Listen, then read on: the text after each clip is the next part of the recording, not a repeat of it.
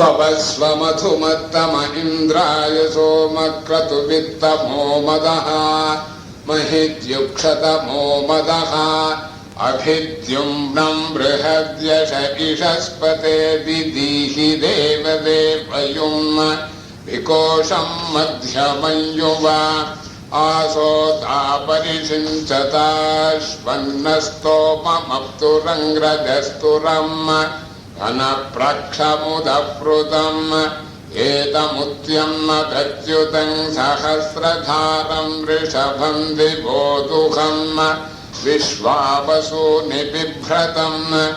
ससुन्मेयो वसूनाञ्जो राजामानेतायगिदानाम् सोमो यः सुक्षितीनाम्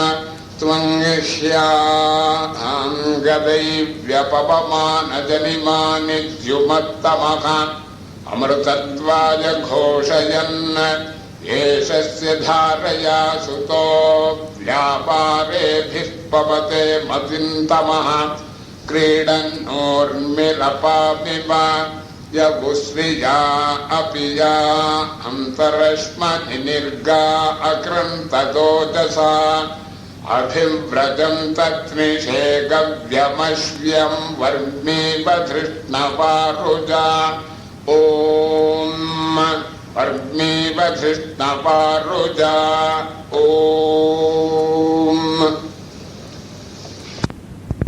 वासिष्ठं साम वसिष्ठः ऋषिः ककुप्छन्दः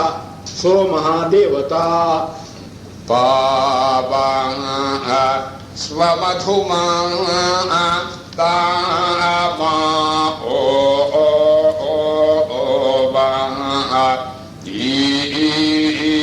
इन्द्राः यशोमक्रतुवित्तमो मादाः ओयि माः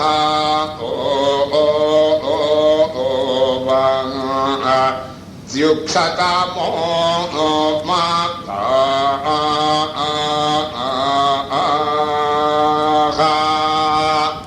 सफेद्वे सामनी द्वयोः देवाः ऋषयः ककुप्छन्दः इन्द्रसोमौ देवते पाः वस्वाम धुमत्ताः माः आइन्द्राः यासोमाः क्रतुवादित्ताः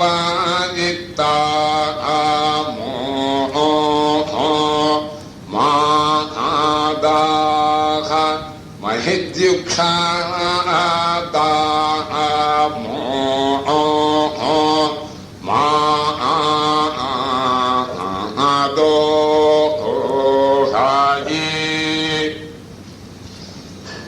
पापस्वामाधुमा इह तमः इन्द्राय सोमक्रतुवित्तमो मादाः इह माहाइद्योक्षा इह तमो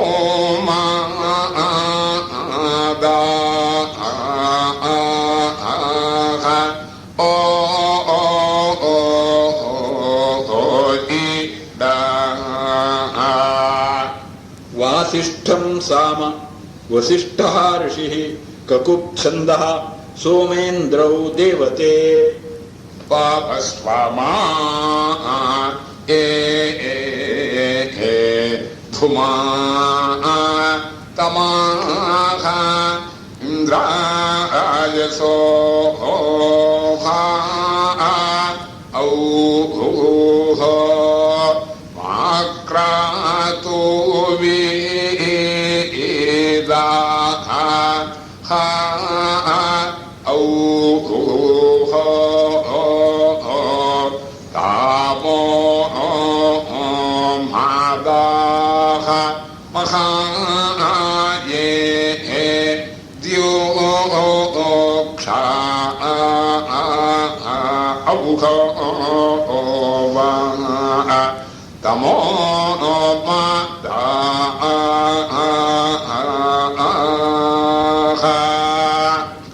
सफं साम देवाहर्षयः ककुप्छन्दः सोमहादेवता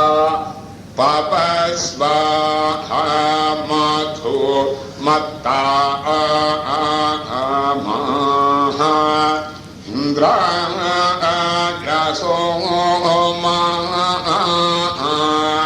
क्रतुवायिक्ता मादाः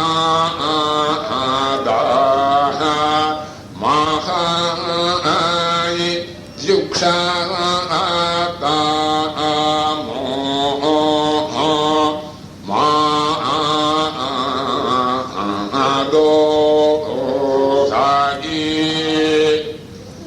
ऐशिराणि चत्वारि सामानि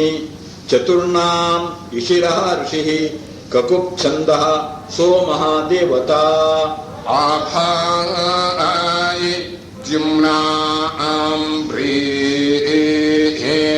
हद्याशः ईशाः पतेति देहि देवायुम् भिको शम्म ध्यामायुवा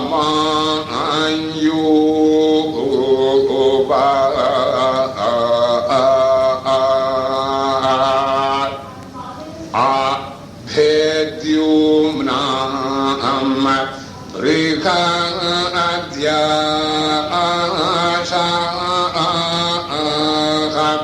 इषास्पताय देहाय दे वागाय वायुम् विकौवा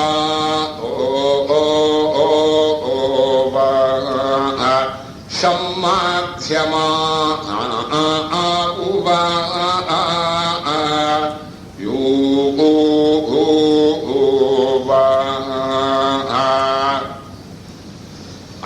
आभिद्युम्नं बृहत् इहा यशः इषस्पते दिदिहि देवदेवायुम् विकौहो वाहाय सम्माध्यापन्यो वा इडा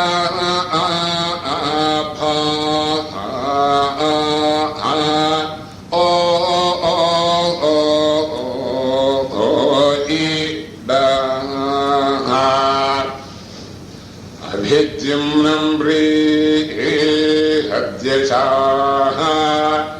इषस्पताय दिदेहिताय वादेवयोम्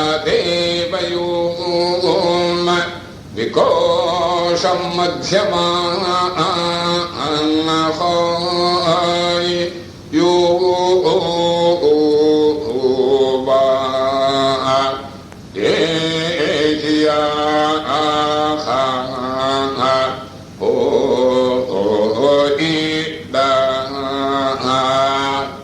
कर्णस्रवसानि त्रीणि सामानि त्रयाणाम् कर्णस्रवाः ऋषिः ककुप्छन्दः अश्वः देवता आसोता आपाः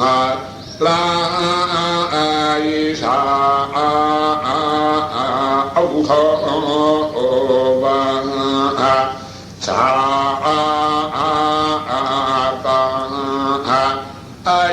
अश्वन्नस्तोमा मक्तुराङ्रजस्तुरम्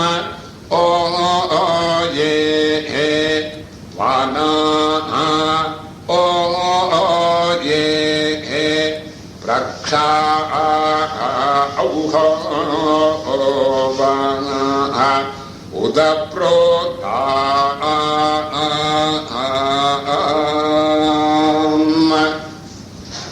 आसोता री ईशि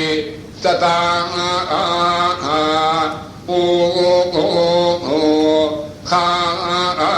खायि अश्वन्नस्तो मा तुराम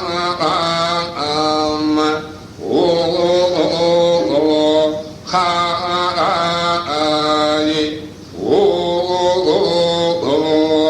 रजा स्तुराम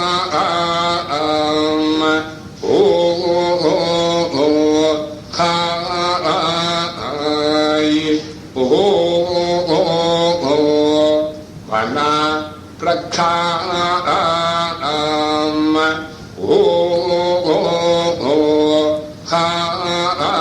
खायि उदा प्रोथा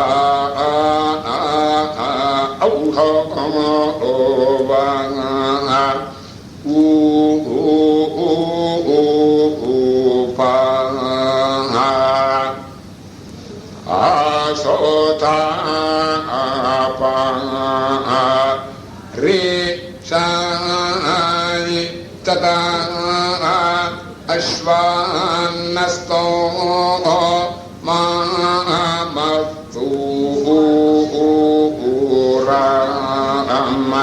राजास्तूराम वनोहायि प्राक्षामुदा कुमाये प्रोताम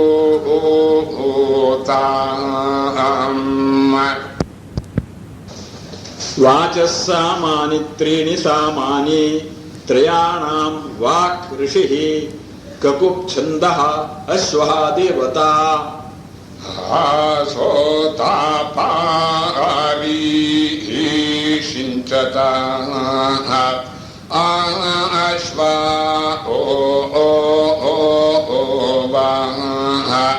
नस्तोमा भक्तुरा रजस्तुराम होयि वाना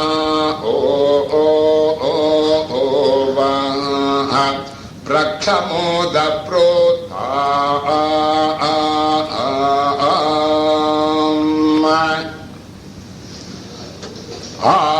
आसो औघोद्वाः तापरायिषिञ्चाता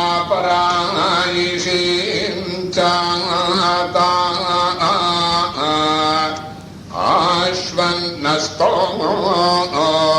मामाप्तुराम राजास्तूराम वनोहायि प्राक्षामुदा आउवा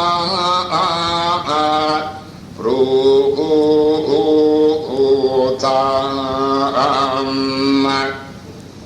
आसोतापाः हो ऋषिञ्चाता आये आश्वन्नस्तो मामाप्तुराम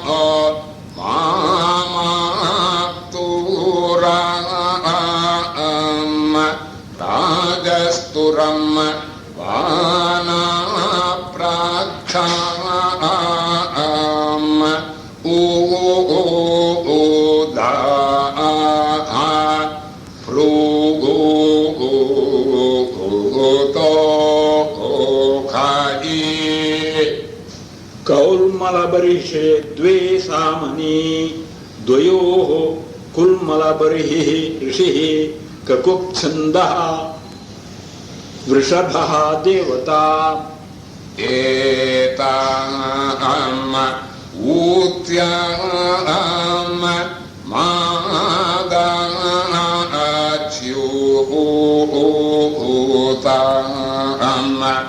सहस्रासहस्राब्धा राम वृषभाम दिवो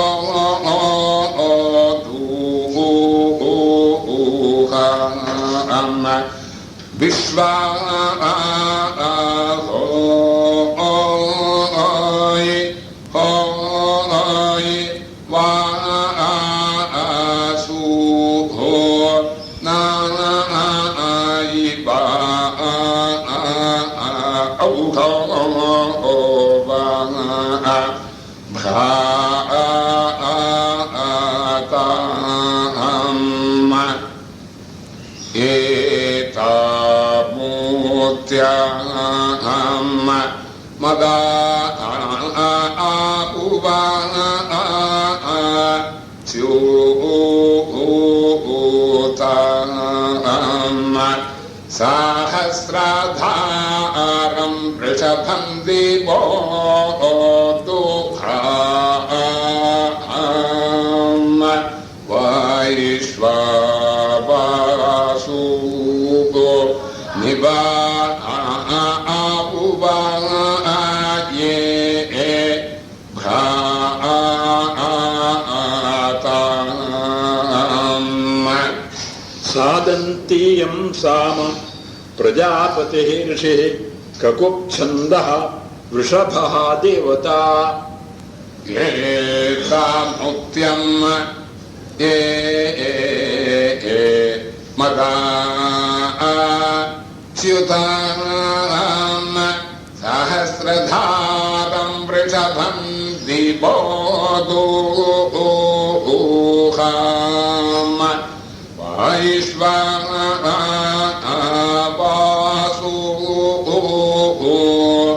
निवो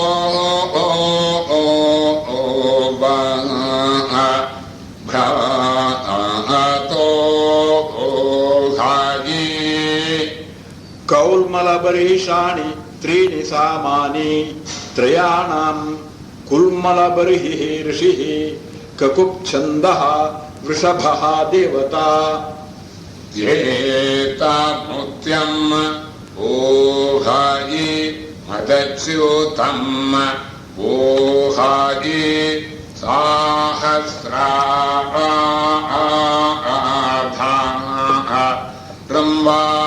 वर्षाभम् दिवो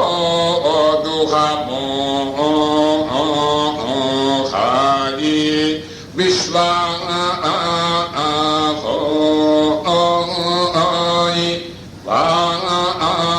वासु नायि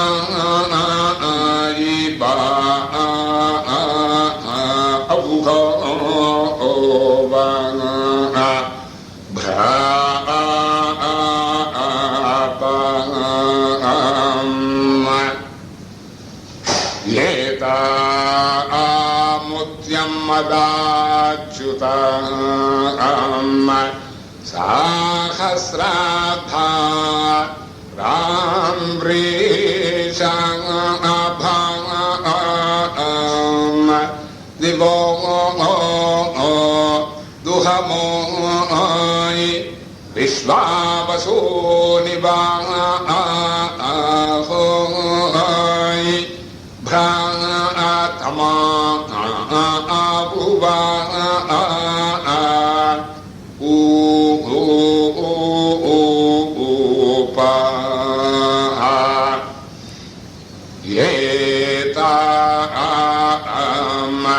उत्यं मदाच्युताम्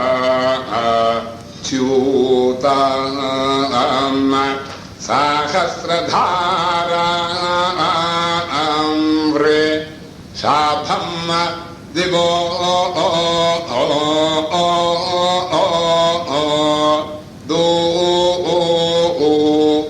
दोहाम् विश्वावसु निवाये भ्राताम् एहिया को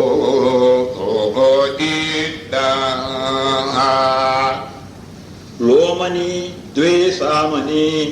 द्वयोः भरद्वाजः ऋषिः ककुप्छन्दः सोमः देवता सासु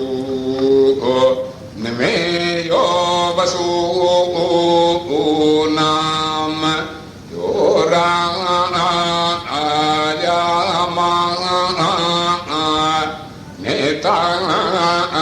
या इडानाम सो माह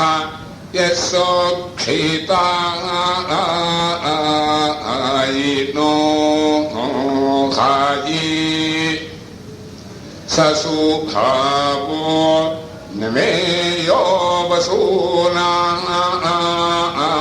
खावो यो रायामा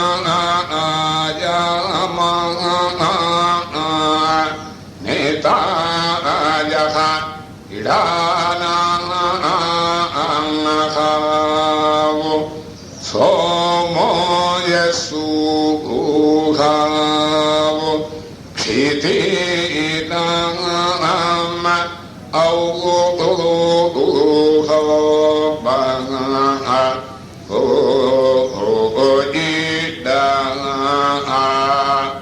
सोमसामानि त्रीणि सामानि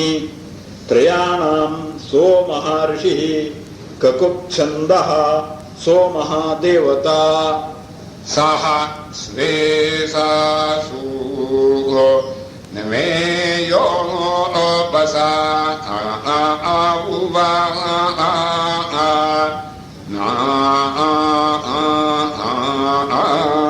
नाम यो रायामा नेता या इडा नाम सोमौवा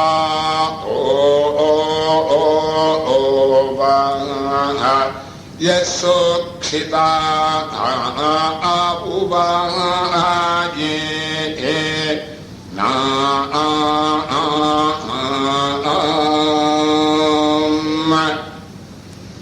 सासुन्वे यो वसूनाम यो राजा आमाने ताया इडा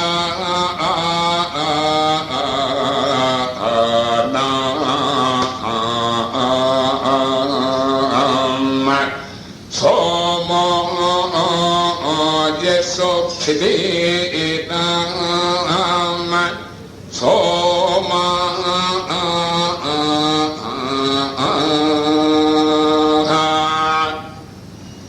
सा सुन्मेया ये वासुघो नान्यो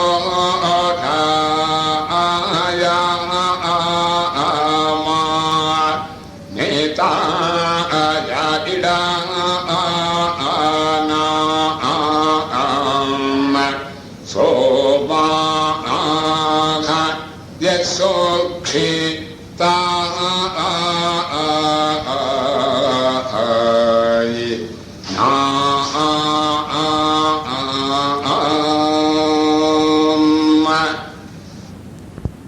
शीतोष्माणि चत्वारि सामानि चतुर्णां शीतोष्मः ऋषिः ककुप्छन्दः सोमः देवता स्वंहिया कदायिवियपवमान जनिमानि द्योमा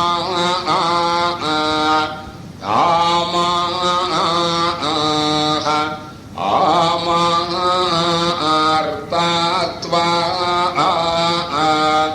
याघो चायो हायि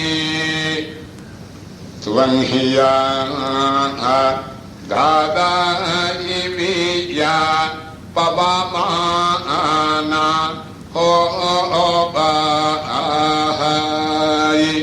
जानिमानि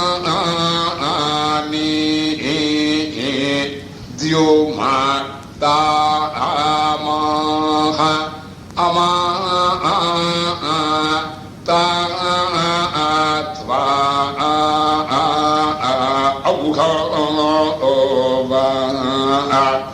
जघोषया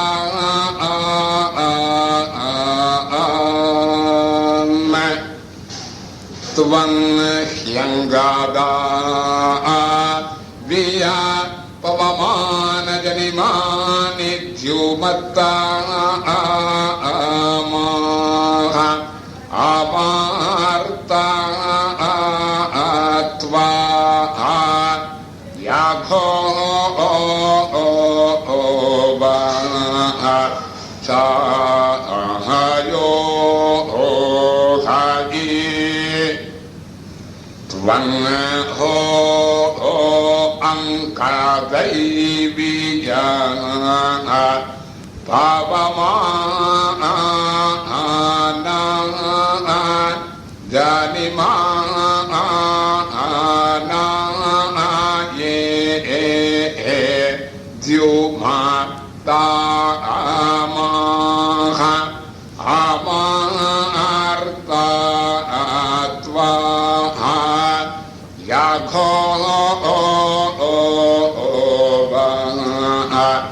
चायो हायि गायत्र पार्श्वं साम देवाः ऋषयः ककुप्छन्दः सोमः देवता येषाः स्याधारया उवा सूताः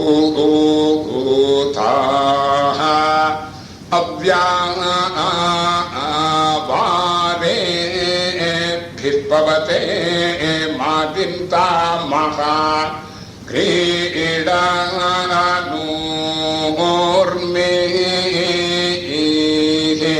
आवाम हुं बा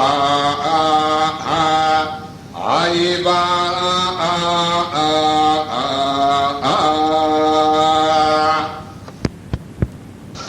स्वन्तनि साम देवाः ऋषयः तत्र प्रथमस्य साम्नः येषाहाउ इत्यस्य ककुप्छन्दः द्वितीयस्य तृतीयस्य च उस्रिया इत्यस्य अभिव्रजन्तेत्यस्य च साम्नोः विष्टारपङ्क्तिः सोमः देवता येषाहावो स्याधारया उवा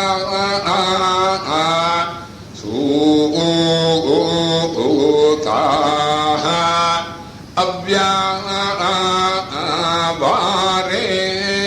अव्यावारेभिर्पवते मादिन्ता क्रीडन् हावो ऊर्मिरपा उवा ईवा यवुश्रिया अपि या अन्तरश्मान्नी निर्गाहावो आकृन्तदा उवा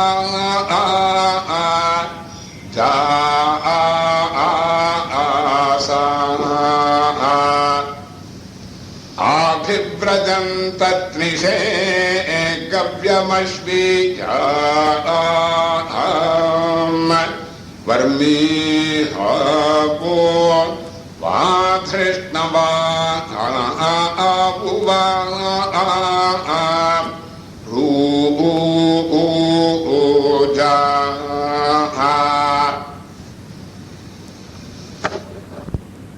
सामानि त्रीणि सामानि त्रयाणां सोमः ऋषिः ककुप्छन्दः सोमः देवता येषस्य राजा सूताः अव्यावाराय भाजिष्पवाते मदिन्तापाः क्रीडन्नो ऊर्मिः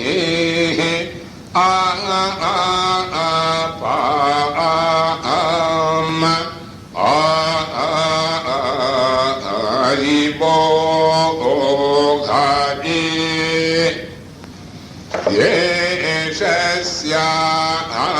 धारया सुताः अव्याहोयि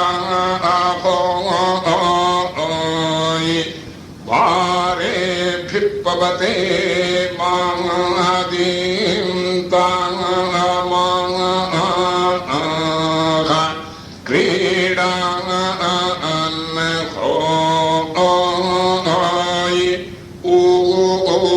ऊर्मिः अपाभिवाः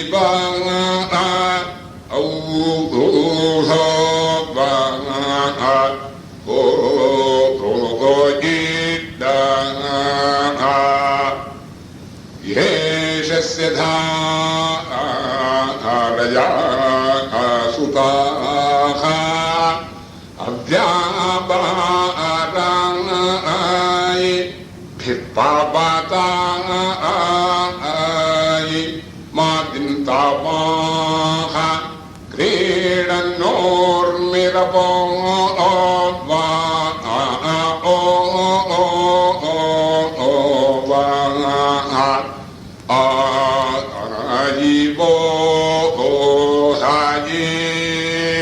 इति एकादश खण्डः इति ग्रामे गीयगाने 17 प्रपाठकः इति पावमानं समाप्तम् वेयगानं समाप्तम्।